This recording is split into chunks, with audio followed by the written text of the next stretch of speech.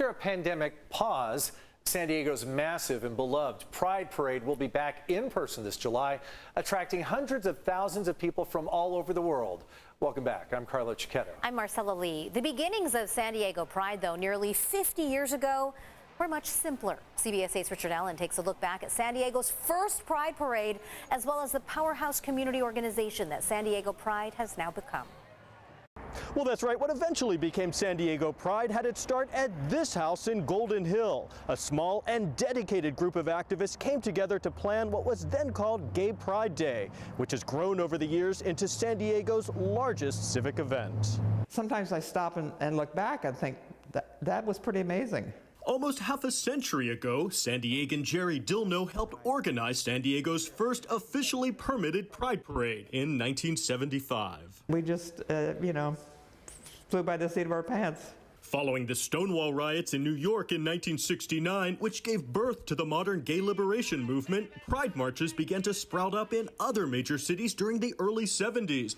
While in San Diego, activists held smaller gay-ins and solidarity events, and even an unofficial march in 1974. So it was just time for us to do it. Now 85 years old, Dilno, who's been recognized as one of the original leaders of San Diego's LGBTQ movement, had already been part of Philadelphia's Pride Parade, along with her partner at the time. All of a sudden, we were the march experts, because we had done this before. With only a few dozen people and 2 cars, that first parade started in downtown San Diego, heading up 6th Avenue to Balboa Park. Some people with handmade signs. Some people wore masks. Ending with a rally in the park where more folks had already gathered. We had a little stage, like a soapbox, and a microphone. It was all very primitive in a way, if you compare it with what we do today.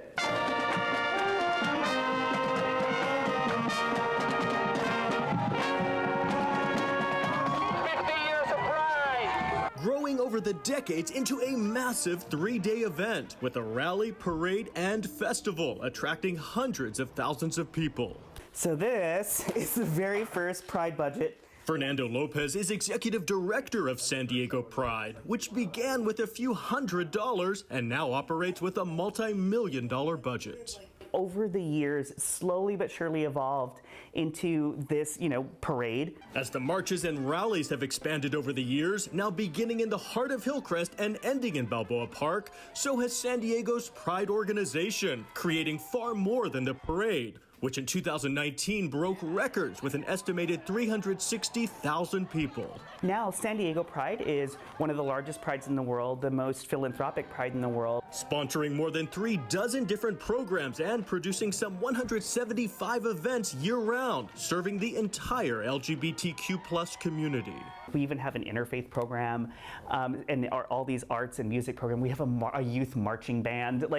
There's so much going on here. Throughout the pandemic, all of San Diego's Pride programs went virtual. And while the in-person parade was on pause, Pride held a free speech march. Our community is so innovative and creative. It was just really beautiful to see how we were able to be resilient through that whole entire time. While some other Pride organizations throughout the country, such as Boston's, were not as fortunate and folded during this tough time, San Diego's became stronger than ever. We're a community that knows how to lean in and support one another, whether it's through, the ongoing HIV and AIDS epidemic or ongoing legislative attacks. And so when this pandemic hit too, we just knew how to support each other. A spirit of resilience that stretches back to that first parade and the origins of San Diego Pride, as Jerry Dilno can attest.